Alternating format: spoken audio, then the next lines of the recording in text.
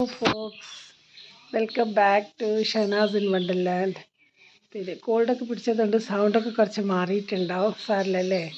പിന്നെ ഇന്നലെ എല്ലാം 3 ദിവസം തുടർച്ചയായിട്ട് രാത്രി നല്ല മഴ പെയ്ത്, രാത്രി മഴ പെയ്തു തോർന്ന നേരം എൻ്റെ ഫേവററ്റ് സോങ്ങാണ്, ഫേവററ്റ് ലൈൻ ആ സോങ്ങിൻ്റെ.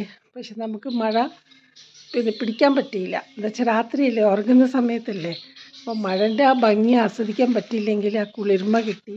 ചെടികളൊക്കെ നല്ല ഹാപ്പി ആയിട്ട് മഴ നനഞ്ഞിങ്ങനെ സന്തോഷമായിട്ട് ഇരിക്കുന്ന കണ്ടില്ലേ, എന്ത് രസമുണ്ട് ചെടികളെല്ലാം. പിന്നെ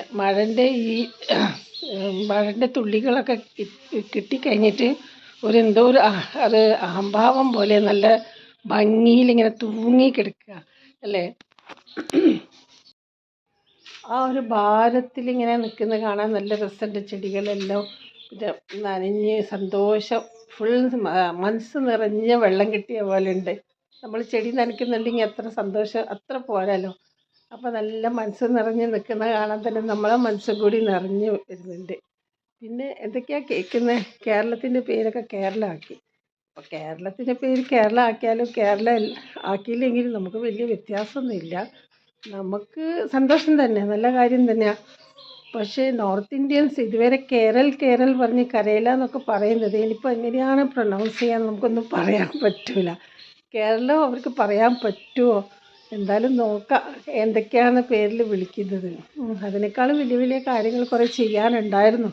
പേര് മാറ്റിക്കളിക്കുന്ന സമയം കൊണ്ട് വേറെ എന്തെങ്കിലും നല്ല കാര്യങ്ങളൊക്കെ ചെയ്തിട്ടുണ്ടെങ്കിൽ ആളുകൾക്ക് കുറച്ച് ഉപകാരമാവുമായിരുന്നു. പേരിലെന്തിരിക്കുന്നല്ലേ. ഇപ്പോൾ കേരളം ആയത് സന്തോഷം തന്നെ. കേരളം അത് പറഞ്ഞ് പഠിപ്പിക്കണം ഇനി എല്ലാവരെയും, നോർത്ത് ഇന്ത്യൻസിനെ. കേരൾ എന്ന് പറഞ്ഞിട്ട് കരയില്ല. എന്തോ ഒരു സന്തോഷമാണ് മഴ പെയ്തിട്ട്.